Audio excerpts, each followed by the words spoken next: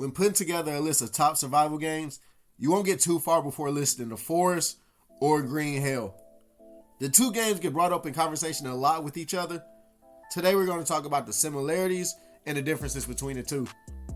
If you're new here, welcome. If not, welcome back. Please leave a like and let me know in the comments which of the two games you like the best or what games you like to see me talk about next. Alright, let's get into it. Green Hell and The Forest are both open world survival games that incorporates crafting, base building, and hunting elements heavily into gameplay. Off rip, I'll tell you that these are both games that I enjoy and I'll recommend them both. Alright, the first area that we're going to compare is the game modes. The Forest doesn't really have any different game modes except single player and multi, but you can fine tune the settings to whatever type of game experience you're looking for. With the peaceful game mode, you can turn off cannibals and mutants, and you can pretty much get a survival mode experience. Green Hell definitely has a lot more variety when it comes to the different ways that you can play the game. You have a couple different single player game mode options. You have your story mode, survival mode, the Spirits of the Amazonia, and challenges. Survival and story modes are both pretty self-explanatory. Spirits of the Amazonia is a prequel for those who have already completed the main story, and challenges are time-based objectives featuring different survival tasks. If you really enjoy Green Hell, you have a lot of different ways that you can play the game. Now let's talk about the story of each game. The Forest starts off with you on the plane with your son Timmy. Something hits the plane and it starts to go down. You grab your son and brace for impact, and then everything goes black. When you come to, you see Timmy in the arms of a strange man, but you can't really make out the details before you pass out again. The goal of the game is basic. Survive the island that you are on and find your son. You will find hints and clues all around the island that will help you try and locate Timmy.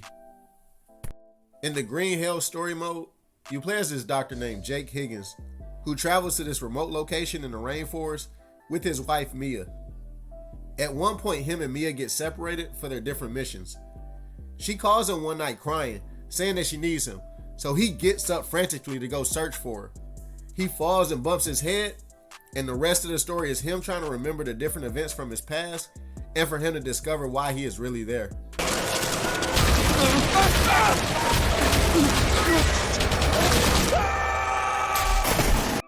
The story isn't the main draw or focus in either The Forest or Green Hell. They essentially give you a general aim and mission, but the pace at which you decide to pursue the story is completely up to you. The story in Green Hell is more fleshed out though, and would be the better one between the two games if I had to pick. The next component that we're going to cover is the survival elements of each game. In The Forest, maintaining hunger and hydration is a huge part of staying alive. You constantly have to think about where your next meal is going to come from. You have two options. You can scavenge for supplies, or you can go out and hunt. Searching different camps and exploring caves is the best way to find ready-made meals. Outside of that and eating berries, you essentially have to eat what you catch and cook. There's a decent variety of different wildlife in the game for you to hunt. There are birds, geese, deer, fish, oysters, rabbits, lizards, raccoons, seagulls, squirrels, tortoises, and turtles, boars, crocodiles, and sharks. Green Hell turns the survival elements up to another notch. Instead of just eating anything to deal with your hunger, you have to maintain a well-balanced diet of fats, carbs, and proteins to stay alive. All of the edible things that you find in the rainforest each have different nutritional value. The main food sources for you to get carbs are different fruits and mushrooms. The main source for fats is different nuts and some forms of meat. And for protein, the main source is different animals that you catch and cook. There's an even greater variety of wildlife here in Green Hell than in The Forest. You got frogs, different birds, fish, spiders, snails, crabs, mice, armadillo, panthers, jaguars, pumas, capybara, caiman, lizards, iguana, and I could keep going. The hydration component is just as elaborate. You can find water in coconuts and other fruits in the area. You can use different items to catch rainwater. You risk the chance of getting parasites drinking directly from lakes and streams, so you have to boil your water first. You can even combine water and different ingredients to make different soups and brews. Some soups even may have some healing properties to them. Next, we're going to talk about combat and weapons. I like the weapon set in the Forest better. It's definitely the game with the most variety when it comes to different forms of combat. Just when it comes to melee combat alone, you got so many different options. There's a machete, different axe, spear, clubs, a chainsaw, and even a katana and a tennis racket. For long range options, you have different bows, a slingshot, a spear, a crossbow, and eventually you even find a pistol. There's also a bunch of different items that you can throw at your target. Different bombs, molotovs, and even sticks of dynamite.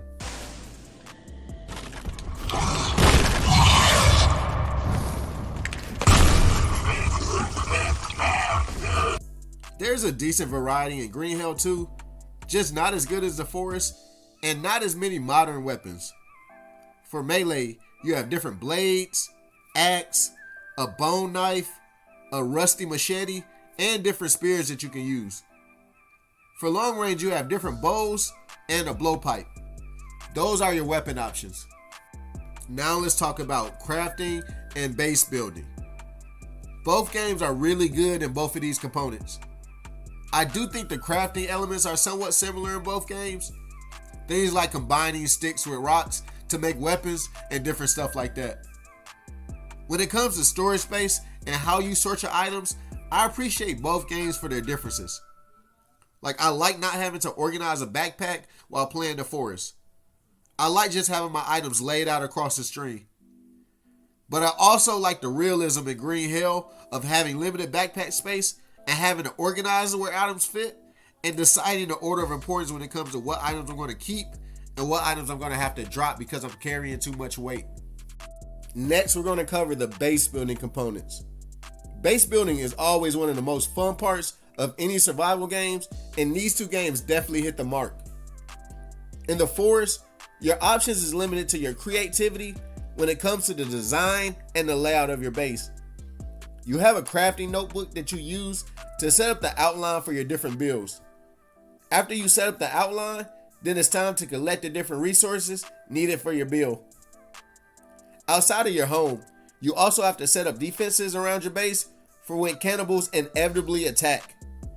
You can build primitive traps to help defeat enemies so you don't have to do all the work yourself. You can also build your base in places where it's hard to get to, like floating in water, or you can even build a treehouse.